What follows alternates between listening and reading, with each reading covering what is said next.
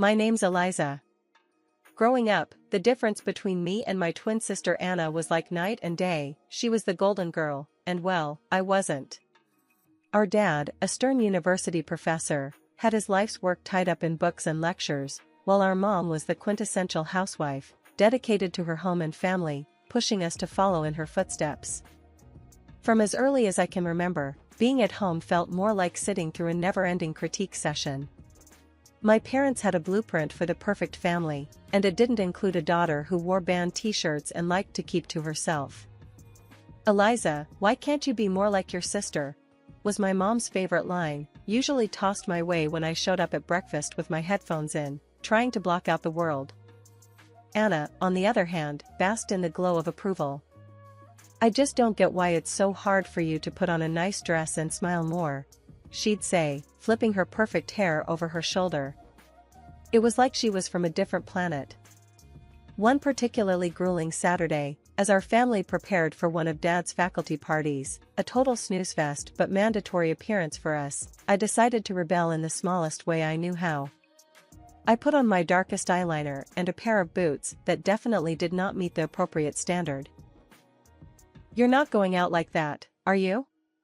Mom caught me on the stairs, her eyes darting down to my boots as if they were covered in mud. I shrugged, my standard defense. "Don't see why not." She sighed, that long, drawn-out kind that said I was the biggest disappointment in her perfectly ordered world.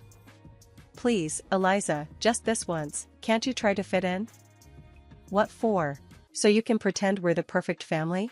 I shot back, tired of the same old song and dance. "It's not about pretending. It's about showing respect for your father," she argued, her voice taking on that sharp tone that meant business. Anna, overhearing the exchange, came trotting down the hallway, her heels clicking on the hardwood like a judge approaching the bench. "Mom's right, Liz. It's not that hard to look decent. Why do you always have to make things difficult?" "Maybe I don't want to be a clone of you, Anna," I snapped, feeling my face get hot. I hated these arguments, hated being compared.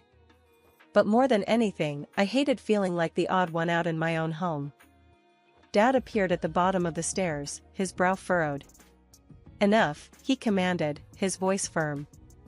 "Eliza, go change. Now. We're leaving in 10 minutes. His tone left no room for argument. He didn't yell, he didn't need to. The disappointment in his eyes was enough to send me marching back to my room to swap my boots for bland flats and wipe away half my eyeliner. As we drove to the party, the car was silent except for the classical music Dad insisted on playing because it was calming. I stared out the window, the trees blurring past. In that moment, I promised myself, someday I'd live a life where no one could tell me what to wear, how to act, or who to be. Someday, I'd be free from the echo of these expectations. My room was the only corner of the house where I could pretend I was somewhere else, anywhere else. Unlike the rest of the house, which was filled with my parents' choices, my room was mine.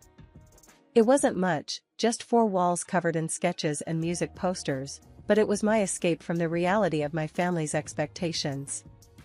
One evening, as I was trying to lose myself in a playlist of my favorite bands, Dad knocked and marched into my room, his face set in a familiar frown. "Eliza, turn that noise down. And why haven't you studied with Anna today? You know you both have exams coming up," he said, his voice stern. I pulled out one earbud and looked up at him, trying to keep my voice even. "I've been studying, just not with Anna. I learn better on my own." Dad shook his head, clearly not buying it. "You know the rules. Your sister gets good grades, and you should be doing the same. I don't see why you always have to make things difficult." "It's not about making things difficult," I said, my frustration growing. "I just don't see why I have to follow Anna's way of doing everything. Can't I have my own way of studying?" He didn't respond to that, just switched his complaint. "And those friends of yours, I saw you with them at the cafe yesterday. I don't think they're a good influence. You should be spending time with the daughters of my colleagues. They're more suitable." I felt my temper rise. "Suitable for what? For you?" Because they talk about economics and pretend to enjoy those boring university gatherings? Before he could answer, Mom appeared at the doorway, her voice sharp as she joined in. Eliza, your father is right. Those girls are from good families. They know how to behave. They're the kind of friends you should want. I stood up, facing both of them. What if I don't want friends who are picked for me? What if I want to choose my own friends, choose what I study, or even what I want to be? That's enough, Eliza, Mom said, her tone final. You know your future is with the university. Your father has made sure of that. And after you graduate, you'll need to start thinking about settling down. We've already discussed this. Settling down. The words hung in the air like a life sentence. You mean, start thinking about being someone's wife? Like Anna? Is that all you think I'm meant for? Mom's face softened slightly, but her voice remained firm. We want what's best for you. Following the path we've set out will give you a good life.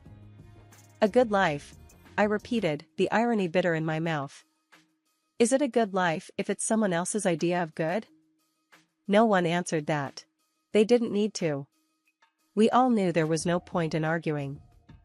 They had their plans, and they expected me to fall in line, just like Anna. Anna and I were like two sides of the same coin, always together, but never on the same page. At university, where Dad taught, the differences between us grew even more obvious. She was into business management, the golden child, always nodding along in lectures, asking smart questions that made professors nod appreciatively. Me? I was stuck in the same program, but it felt like wearing a shoe on the wrong foot, awkward, uncomfortable, and just plain wrong. One afternoon, as I trudged through a mountain of textbooks in the library, Anna breezed in, her notes organized, her smile ready. Hey, Liz, you coming to the study group tonight? Professor Hall mentioned he's dropping by, could be good for us to show face, she said, her tone light but insistent. I glanced up, feeling the weight of her expectations. Nah, I don't think so. Those things aren't really my scene, you know? She frowned, placing her books down with a thud that matched her disapproval. It's not about it being your scene, Liz. It's about making the right impressions. You need to start taking this seriously. We're graduating soon. I shrugged, turning back to my notes. I am taking it seriously, just not in a way that makes me miserable. Why bother pretending? Because, Liz, sometimes you have to play the game to get ahead. You think I like all of this? She gestured around at her perfectly tabbed textbooks and color-coded notes. It's not about liking, it's about doing what's necessary. I shook my head, pushing back my chair with a scrape. Well, maybe I'm tired of doing what's necessary according to everyone else. Did you ever think of that? Her voice softened, but her eyes were steel. Liz, I'm just trying to look out for you. Dad's not going to be around to sort things out forever. What are you going to do if you keep alienating everyone? Maybe I'll figure it out on my own. Maybe I don't need to follow Dad's roadmap or yours. I shot back, feeling a surge of defiance. Anna sighed, her frustration clear. You're so stubborn. Just try, okay? For me, if not for yourself. Show up tonight, talk to Professor Hall. It won't kill you. I looked at her, really looked at her, and saw not just my annoyingly perfect sister, but someone who actually cared, in her own way. Fine, I'll think about it, I conceded, not ready to promise more. Thank you, she said, her smile returning. It's not that bad, you know. You might even like it if you gave it a chance. Doubt it, I muttered, but I knew I'd lost this round. For Anna, I'd show up, sit through another boring discussion, and nod at the right times. It was just a few hours, I told myself. How bad could it be? As it turned out, not as bad as I thought. Professor Hall was surprisingly interesting when he wasn't lecturing from a podium. I even asked a question, which earned a shocked but pleased look from Anna. Later, as we walked back to our dorm, Anna nudged me. See, not so terrible, right? That fragile piece didn't last long, however. In our last year, Anna introduced us to her fiancé, a lawyer 10 years her senior, already well established and exactly what our parents dreamed of. Mom and Dad were over the moon, praising Anna for making such a smart match, and immediately turned their expectant eyes on me. "Now, Eliza, it's your turn to find someone suitable," Dad said one evening over dinner, his tone implying that my time was running out. Mom nodded enthusiastically, already planning out my life as if it were another one of her well-organized home projects. "Think about your future, dear. Someone who can provide for you, who has a good standing." I remember staring at my plate, feeling the walls close in. Anna's wedding was meticulously planned down to the last detail by Mom, from the bridesmaids' dresses to the floral arrangements, showcasing her perfect vision of family prestige. After the wedding, Mom often visited Anna, doling out advice and ensuring her life played out just as she had orchestrated. Witnessing this, I knew one thing for certain: I didn't want my life tailored by someone else's hands. One day, I was walking down the street, lost in thoughts of how to escape the life my parents envisioned for me, when I heard the deep rumble of a motorcycle approaching. Curiosity pulled me toward the sound. That's when I saw him, Jake, with his leather jacket and carefree smile, pulling up beside me. "You look like you need a ride," he called over the roar of the engine, a playful twinkle in his eyes. I hesitated, glancing back towards the path home, then at his outstretched hand. What did I have to lose? "Sure, why not?" I replied, my voice a mix of nerves and excitement. Climbing onto the back of his bike, I felt a rush of adrenaline as we sped away. The wind whipped through my hair, and for the first time in a long time, I laughed, genuinely laughed. Jake shouted something about showing me his world, and I held on tighter, not wanting this moment to end. We stopped at a diner frequented by bikers. Over burgers and fries, Jake told me about his life as a welder, his passion for bikes, and his love for the open road. It was so different from anything I was used to, raw and real. "Don't you get scared, living like this?" I asked, my voice barely above the clatter of plates and chatter around us. "Scared? Nah, it's thrilling. You never know what's around the corner. Isn't that better than having everything planned out for you?" he replied, his eyes lighting up with each word. Over the next few weeks, we met secretly. Each ride on Jake's motorcycle pulled me further from the life I was supposed to live and closer to the life I wanted. The speed, the adventure, it wasn't just about the thrill. It was about feeling alive, feeling free.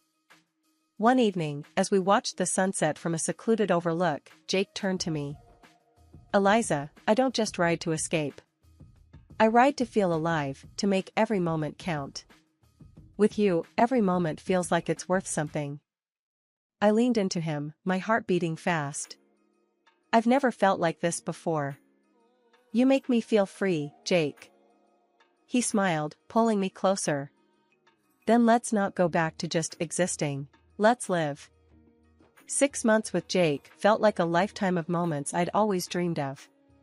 The day he proposed, under the stars with the gentle rumble of his bike in the background, my heart screamed a yes, before my mouth could form the word. It was perfect, except for one looming hurdle: my parents. I wrestled with the fear of introducing Jake to them. He was everything they disapproved of: his rough edges, his wild spirit, his simple yet content life as a welder. But love bolstered my courage, and I decided it was time they knew. The day I brought Jake home, he was clad in his usual, a leather vest, black t-shirt, ripped jeans, and a bandana. I loved that about him: he was unapologetically himself. We walked up the driveway, and I could already feel the weight of my parents' judgment. As we stepped inside, Mom's face went pale at the sight of Jake, her eyes widening in shock. "What in the world, Eliza?" she gasped, her voice barely a whisper. Dad's reaction was harsher, his words sharp as knives. "Who is this, and why is he dressed like a thug in our house?" I took a deep breath, steadying my nerves. "Mom, Dad, this is Jake. He's the man I love. We're getting married." Their silence was deafening.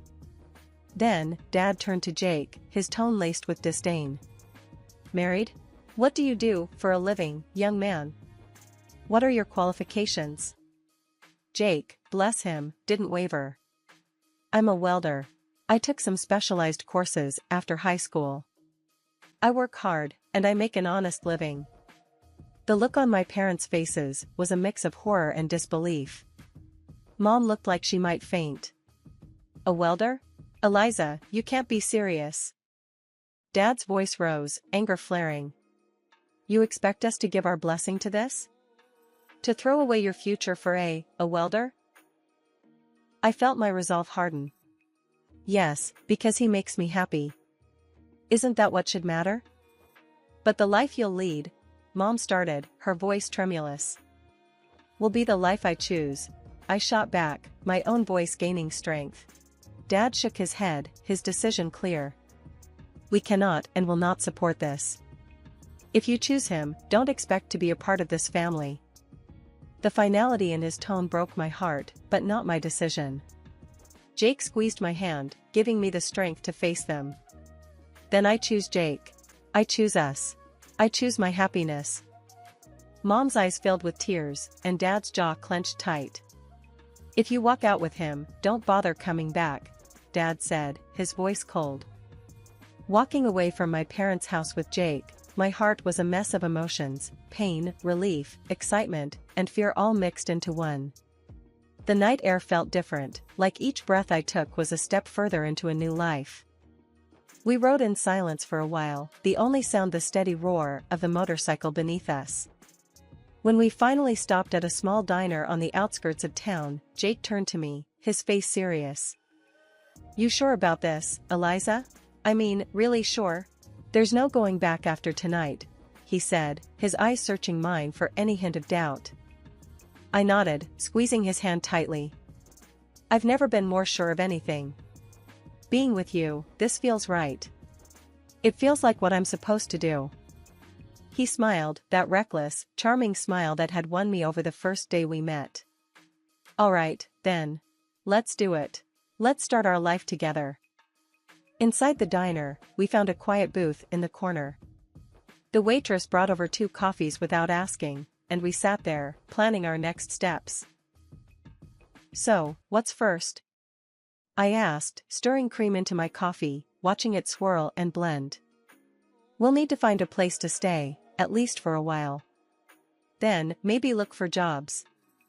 I have some buddies who can help us get started, Jake replied, his tone practical, but optimistic. It's going to be tough, isn't it? I said, more a statement than a question. The reality of what we were doing was beginning to sink in. Jake reached across the table, his hand covering mine. It might be, but we'll handle it together. Tough is nothing new for either of us, right? I couldn't help but laugh, a short, sharp burst of genuine amusement. Right. Together. We spent hours in that diner, talking and planning. Every so often, Jake would throw out an idea that sounded so wild, so free, that it made my heart jump. And maybe one day, we'll save enough to take that road trip across the country, just you, me, and the open road. I'd like that, I said, allowing myself to dream bigger than I had ever dared. Riding back into the city, we began our search.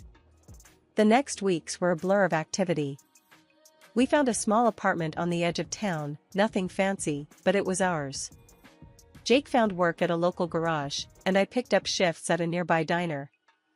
Life was hard, but it was ours. We made do with what we had, and every night when we came home to each other, it felt like we had everything. Months later, we decided it was time to make it official and got married in a small, intimate ceremony. I held on to a sliver of hope that my family would show up, that they would see how happy I was and let go of their prejudices. But the chairs reserved for them remained empty, and no congratulatory messages came. Despite the sting of their absence, the day was perfect because it was ours. Over time, I grew incredibly close to Jake's mom. She welcomed me with open arms, calling me her daughter, filling in the gaps left by my own family. Her warmth and acceptance healed some of the wounds left by my parents' rejection. Things were finally looking up for Jake and me. After he completed additional diving training and became a certified underwater welder, his income shot up to $150,000 a year. That change made a world of difference. We managed to buy a townhouse in a nice area, the kind of place I'd always daydreamed about but never thought I'd actually live in. I started working as a dispatcher in Jake's company. It wasn't just a job, it felt like I was part of something important, supporting the man I loved and building our future together. On weekends, we'd escape the city on his bike, roaring through winding roads and taking in breathtaking views of nature. Those moments, with the wind in my hair and his warmth against my back, were pure bliss. Living nearby, my mother-in-law became a frequent visitor. One such afternoon, while Jake was tinkering in the garage and I was fixing us some coffee, she arrived looking a bit troubled. "There's been some ugly news," she said as she settled down at the kitchen table. "Something about a professor at the university involved in a harassment scandal." My heart skipped a beat. "Oh? Did they say who it was?" I tried to keep my voice steady, dreading the answer. She shook her head. "No, they didn't mention a name on the radio, but you know how these things go. It's probably all over the TV by now." Nodding, I flicked on the television, tuning into the news. Sure enough, there was a report on the scandal, and as I had feared, my father's face appeared on the screen. The anchor detailed accusations against him, and I felt a cold wave of disbelief wash over me.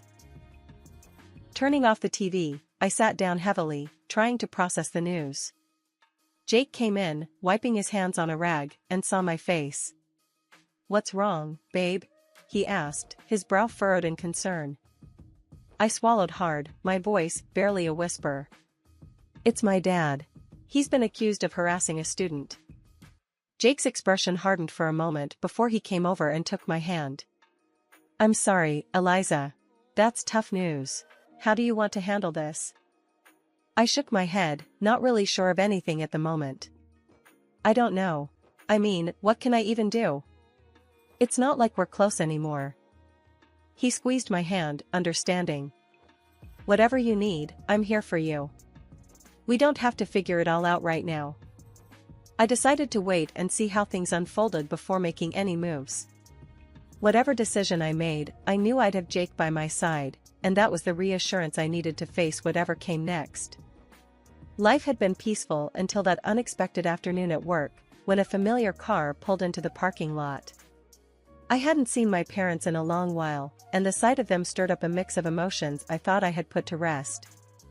Both of them looked dramatically changed, the scandal had taken its toll. Mom had lost a lot of weight and looked years older, while Dad appeared broken, a shadow of the stern man he once was. My mother spotted me and rushed over, arms open as if nothing had happened, as if years of distance and disapproval could be bridged in an instant. But I couldn't embrace her, not now. Instead, I stepped back and took Jake's hand, looking for strength in his presence. "Eliza, it was so hard to find you," Mom said, her voice cracking with emotion. Dad, ever the gruff one, cut to the chase, his voice harsh and bitter. "I was accused unfairly, you know. I went to your sister's husband for help, but that bloodsucker wanted a fortune. Your sister sided with him, and now they've kicked us out. We need your help." I stared at them, disbelief and anger swirling inside me. "Help? After all these years, you show up and demand help? We have nowhere else to go." Mom's voice was desperate. "They've disowned us too. We thought, maybe we could stay with you." I almost laughed at the absurdity. "Stay with me? After you disowned me? You made it clear I wasn't your daughter anymore." Dad's face turned red, his old temper flaring up. "You owe us, Eliza, after all we've done for you." "That's where you're wrong," I interrupted, feeling Jake squeeze my hand in support. "I don't owe you anything. You threw me out because I chose my happiness over your demands. And now you want what? To just move in and pretend like we're a family?" The situation was spiraling, and I could see people watching, a crowd beginning to form. Mom started to cry, her sobs loud and attracting even more attention. "You're being ungrateful, after everything we've done for you," she accused through her tears. I took a deep breath, my decision clear. "No, Mom. I'm not ungrateful. I'm free. And happy. You made your choices, and now you have to live with them." As we walked away, I heard my dad yelling, but Jake leaned over and quietly told the security team, "Don't let them come here again." The following months flew by, filled with love and peace. We welcomed a son, a new beginning in our growing family. My parents never came back. That day in the parking lot was the last I saw of them, and while part of me grieved for what could have been, I knew I had made the right choice for me and for my family.